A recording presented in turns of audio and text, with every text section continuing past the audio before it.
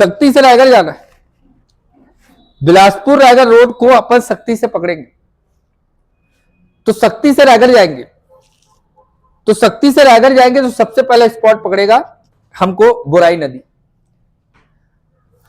बोराई नदी को क्रॉस करना है, शक्ति और रायगढ़ की सीमा बनाता है बोराई नदी। बोराई नदी क्रॉस किए, रायगढ़ जिला शुरू, रायगढ़ से बोराई नदी, बोराई नदी की सीमा जैसी ही खत्म हुई मतलब रायगढ़ जिला शुरू। बोराई क्रॉस किए मतलब पूरा खरसिया रीजन है, खरसिया से शक्ति, शक्ति बाराद्वार वो आगे। बोराई क्रॉस किए मतलब रायगढ़ जिला शुरू, रायगढ़ का क्षेत्र शुरू। अब प्राचीन समय में महानदी का तट है, ये पूरा महानदी है, बताया हूं नीचे में, उधर मान नदी है। तो जो आदि मानव रहा होगा, जो मानवीय सभ्यता का विकास हुआ होगा, अगर आप कॉन्सेप्ट लगाएंगे तो आपको चीजें समझ में आएंगी। मानवीय सभ्यता का अगर विकास हुआ होगा तो ये नदी घाटी के आसपास ही हुआ होगा, क्योंकि प्रारंभिक समय पर मानव की आवश्यकताएं क्या होंगी, एक तो जीवन को जीने के लिए भोजन और पानी की सुविधा हो जाए, और अपने आप को जंगली जानवरों तथा आंधी तूफान से बचा सके, इसके लिए कोई आश्रय मिल सके, शैल आश्रय। उस समय तो कोई घर बनाता नहीं होगा, शैल आश्रय में रहता होगा। इसलिए हमारे रायगढ़ में स्टोन एज रिलेटेड बहुत सारे स्पॉट मिलेंगे, क्योंकि पूरा महानदी का तट है। पसारकालीन स्थल मिलेगा। तो सबसे पहले मैं आपको पकड़ा रहा हूं बोतलदा की गुफा, पसारकालीन स्थल है। पसारकालीन स्थल पहला पॉइंट। दूसरा पॉइंट आपको बेस बनाकर रखना है कि पूरे छत्तीसगढ़ की सबसे लंबी गुफा बोतलदा की गुफा। बोतलदा क्रॉस किए, जैसे बोतलदा क्रॉस हुआ, शैल समूह, बहुत सारे चट्टान, वो भी डिफरेंट डिफरेंट टाइम पीरियड्स के, तो अलग अलग कालक्रमों के चट्टान होने के कारण पूरे गवर्नमेंट के द्वारा उसको प्रोटेक्ट करके संरक्षित करके रखा गया है, जिसको हम लोग अटल रॉक गार्डन कहते हैं। मेन पार्ट, सरगुजा के मेन पार्ट से मान नदी का उद्गम है। इसी मान नदी के तट पर आगे देखेंगे धर्मजयगढ़, और इसी मान नदी के तट पर आपका खरसिया। तो खरसिया एक विकास खंड है, एक तहसील है और विधानसभा सीट है, जो कि मान नदी के तट पर। जैसी खरसिया मान नदी क्रॉस किए, रायगढ़ का रीजन शुरू हो जाए। सबसे पहले स्पॉट पकड़ो राबरसर। एक्चुअल में अगर मैं कॉन्सेप्ट की बात करूं तो आप थोड़ा दिमाग चला पा रहे होंगे, तो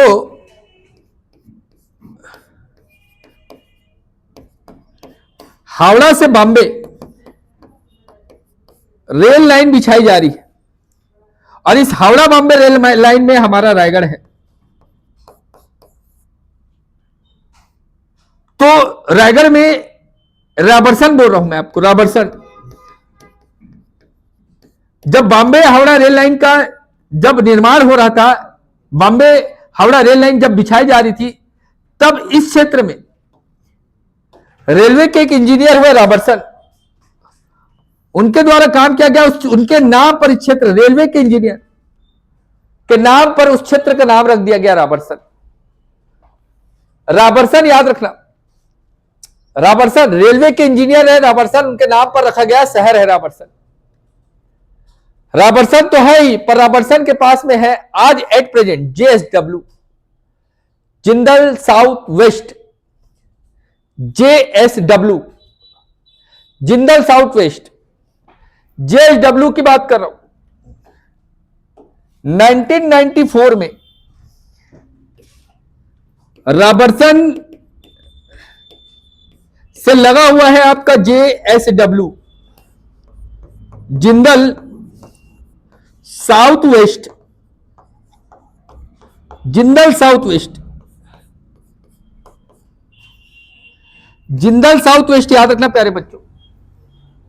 राबरसन का जिंदल साउथ वेस्ट 1994 में मोनेट के नाम से स्टैब्लिश हुआ था, मोनेट इस्पात।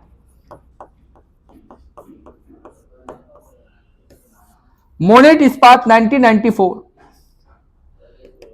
आज वर्तमान में Jindal south west, Jindal group में याद रखना, जिंदल ग्रुप में भी सज्जन जिंदल, नवीन जिंदल, एक सुने होंगे आप, और उन्हीं के भाई है कौन, सज्जन जिंदल, इनका ऑनरशिप है इसमें। तो सज्जन जिंदल का जो प्लांट है, जिसको आप लोग क्या बोलते हैं, जिंदल साउथ वेस्ट, पहले किस नाम से चल रहा था, मोनेट इस्पात। 1994 में मोनेट इस्पात के नाम से स्टैब्लिश हुआ। आज वर्तमान में जिंदल साउथ वेस्ट के द्वारा इसको हायर कर लिया गया। जेएसडब्ल्यू यहां पर संचालित है, राबरसन में जेएसडब्ल्यू, याद रखना बेटा, सज्जन जिंदल का ऑनरशिप है। जैसे अपन राबरसन क्रॉस किए, राबरसन क्रॉस करने पर भूपदेवपुर, रायगढ़ रियासत के राजा होंगे राजा भूपदेव सिंह, इन्हीं के पुत्र है चक्रधर सिंह। राजा भूपदेव सिंह के नाम पर बसाया गया शहर है भूपदेवपुर। इसी भूपदेवपुर से लगा हुआ राम झरना है, यह पर्यटन क्षेत्र है, याद रखना, पर्यटक क्षेत्र है, टूरिज्म के लिए आपका प्रसिद्ध है। और राम वन गमन पथ, जो पूर्व सरकार भूपेश बघेल की सरकार के द्वारा जो छत्तीसगढ़ में जहां जहां राम भगवान का एग्जिस्टेंस था, उन क्षेत्रों को डेवलप किया जा रहा था, उनको राम वन गमन पथ के रूप में डेवलप किया जा रहा है। तो राम वन गमन पथ के सेकेंड फेज में इसको शामिल किया गया, राम झरना को। एक्चुअल में रामायण कालीन स्थल है। जब भगवान राम वनवास पर थे, तो वनवास के समय में भगवान राम माता सीता के साथ थे, माता सीता को प्यास वगैरह लगा होगा, तो इस क्षेत्र में माता सीता को पानी पिलाने का काम किए थे। तो जिस बाढ़ से ये क्षेत्र को भेज दिए थे, वहां से झरना निकल रहा, इसीलिए इसको राम झरना कहा जाता है। याद रखना बेटा, इंदिरा प्रियदर्शनी के नाम से भी इसको अपन जानते हैं। राम झरना को याद रखना, रायगढ़ का प्रसिद्ध पर्यटन स्थल है और राम वन गमन पथ के फेज सेकेंड में शामिल है। यह भी पाषाणकालीन स्थल, बसनाझर, बोतलदा भी पाषाणकालीन स्थल। दो स्टोन एज से रिलेटेड स्पॉट याद हो गए। सिंघनपुर की गुफा छत्तीसगढ़ की सबसे प्राचीनतम गुफा, सिंघनपुर की गुफा।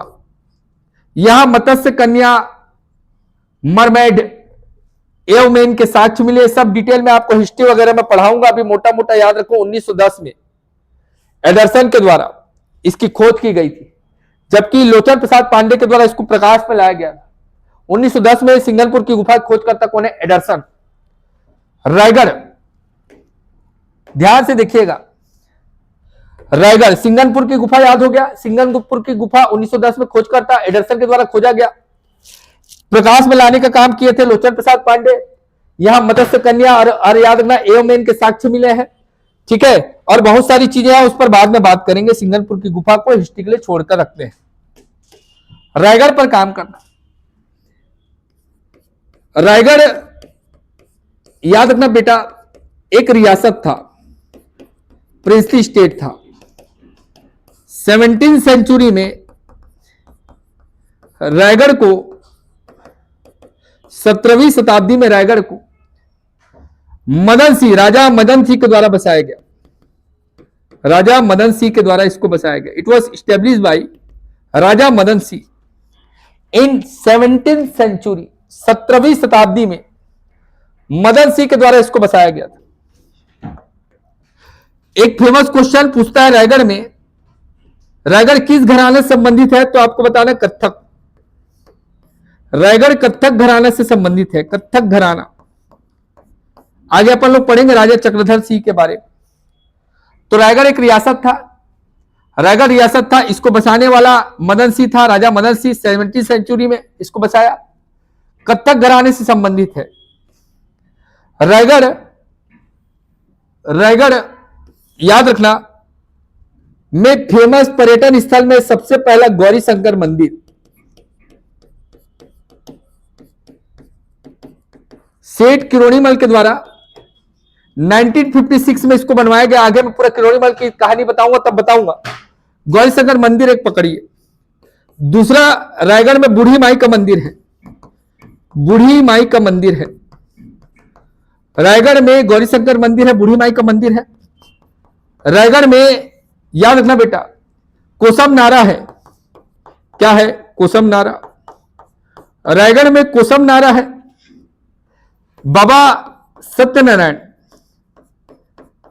इनके बारे में आपने सुना होगा, कई वर्षों से तपस्या कर रहे हैं, ठीक है। खाना पीना सब छोड़कर धूप में, बरसात में, सभी दिन एक बराबर तपस्या में लीन रहते। तो कोसमनारा बाबा सत्यनारायण को समर्पित बूढ़ी माई का मंदिर गौरीशंकर मंदिर है। यहीं पर छत्तीसगढ़ का बिलासपुर यूनिवर्सिटी से अलग होकर शहीद नंद कुमार पटेल यूनिवर्सिटी, शहीद नंद कुमार पटेल विश्वविद्यालय 1920 में गठित हुआ है। ये 2020 में इसका गठन है। 2020 में यह बना है शहीद नंद कुमार पटेल विश्वविद्यालय यूनिवर्सिटी। और उसके बाद याद रखना है लखीराम मेडिकल कॉलेज है यहां छत्तीसगढ़ का प्रसिद्ध मेडिकल कॉलेज में से एक।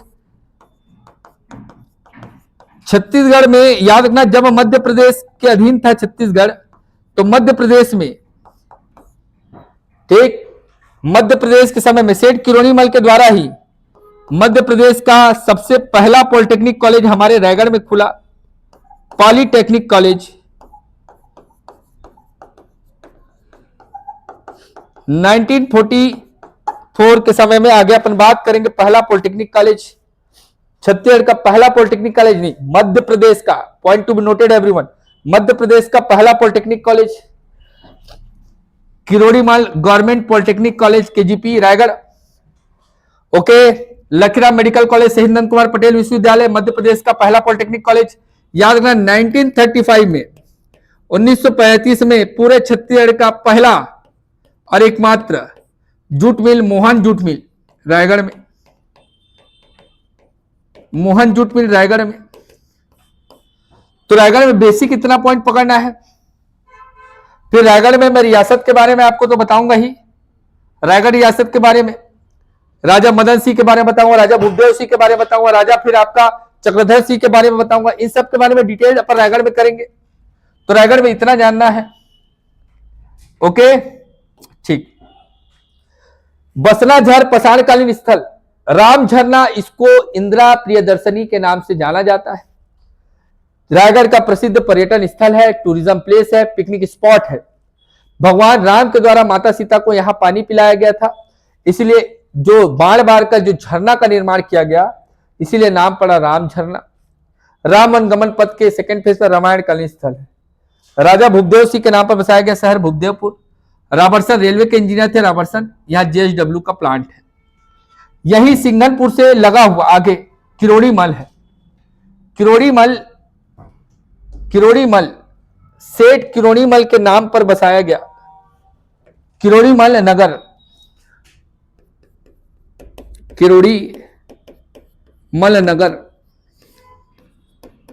किरोड़ीमल नगर सेठ किरोड़ीमल के नाम पर।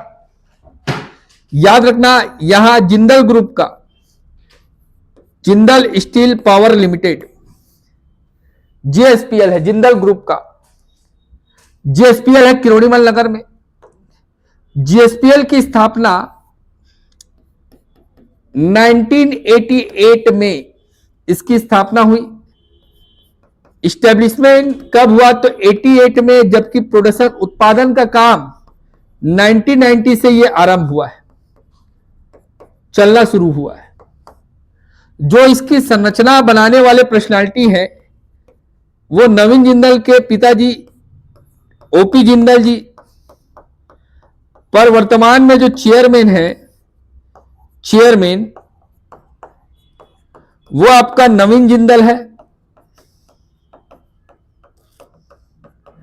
नवीन जिंदल जी है। जिंदल स्टील प्लांट काम क्या करती है?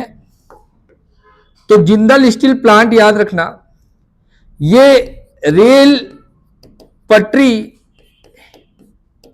बनाती है बेटा। तो सबसे लंबी रेल पटरी बनाने वाली कंपनी है जिंदल। लंबी रेल पटरी बनाने वाली कंपनी है Jindal Steel Power Limited. 3.6 million ton प्रति वर्ष इनका उत्पादन क्षमता है। और याद रखना बेटा, स्पंज आयरन एशिया की सबसे बड़ी स्पंज आयरन कंपनी है ये, जिंदल स्टील पावर लिमिटेड।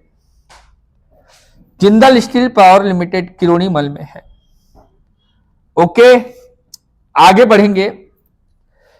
यहां से अगर मैं आगे बढ़ूं तो कल मैं आपको बताऊंगा रायगढ़ से स्टेट हाईवे 1 को निकालेंगे, रायगढ़ से पूंजीपत्रा, पूंजीपत्रा से घरघोड़ा, घरघोड़ा से होते हुए धर्मजयगढ़, धर्मजयगढ़ से पत्थलगांव, रायगढ़ से पूंजीपत्रा से एक रोड करेगा तमनार, तमनार से लेलुंगा लेकर जाएगा। तो ये लेलुंगा है बेटा ऊपर में, याद रखना, कल मैं इसके आगे कहानी जोड़ूंगा। ये लेलुंगा है, लेलुंगा है। अब इस लेलुंगा से लगा हुआ ये लुड़ेक की पहाड़ी है, ये वाला हिस्सा लुड़ेक की पहाड़ी है। लुड़ेक जसपुर में है पर लुड़ेक की पहाड़ी बोल रहा हूं, लुड़ेक की पहाड़ी। लुड़ेक की पहाड़ी हमारे रायगढ़ के प्रसिद्ध नदी केलो नदी, केलो नदी का उद्गम स्थल है। केलो नदी का उद्गम कहां से होता है? तो लुड़ेक की पहाड़ी से। केलो नदी रायगढ़ की जीवन रेखा है, रायगढ़, रायगढ़ केलो नदी के तट पर है। केलो नदी आगे निकल जाएगी और यह महानदी से जाकर मिलेगी महादेव पाली में, महादेव पाली रायगढ़ में जाकर मिलेगी। रायगढ़ से होते हुए जब केलो नदी को अपन लोग बाहर निकालेंगे तो महादेव पाली में जाकर मिलेगी। कल बताऊंगा इसको पूरा डिटेल से। इसी केलो नदी पर याद रखना है आपको, जैसे ही हम लोग पूंजीपत्रा क्रॉस करके आ रहे हैं, तो पूंजीपत्रा क्रॉस करके आ रहे हैं तो हम पहुंचेंगे, गांव का नाम है दनौट। दनौट में याद रखना केलो सिंचाई परियोजना है। ठीक, अभी मैं 49 को एक्सप्लेन किया। कबरा पहाड़ ये भी पसारकालीन स्थल है, यहां धब्बेदार चित्रकारी देखने को मिलता है। सब कहानी कल बताऊंगा बेटा। इस क्लास का पार्ट 1 रायगढ़ पार्ट 1 में यही खत्म कर रहा हूं, समय एक्सेस हो गया है। आपको रायगढ़, रायगढ़ के बाद जांजगीर चांपा, शक्ति, शक्ति कोरबा, कोरबा बिलासपुर, मुंगेली, मुंगेली के साथ साथ आपका गोरेला, पंडरा, मरवाही, ऐसे 8 जिले पर काम करके मैं बहुत जल्दी, जल्द से जल्द आपको दूंगा। आपसे एक निवेदन करूंगा, ये मैं उस उद्देश्य से बना रहा हूं कि जो बच्चे कोचिंग क्लास नहीं कर पा रहे हैं या जिन बच्चों को उस लेवल की क्लासेस नहीं मिल पा रही कि पढ़ाना कैसे, कहां से शुरू करना है, तो आप उन तक जरूर शेयर करें। और अगर आपको एक वीडियो अच्छा लगा और मेरी मेहनत आपको थोड़ी बहुत भी अगर लग रही है कि बंदा मेहनत कर रहा हमारे लिए, तो प्लीज क्लास को सब्सक्राइब जरूर करिएगा। Thank you to all of you.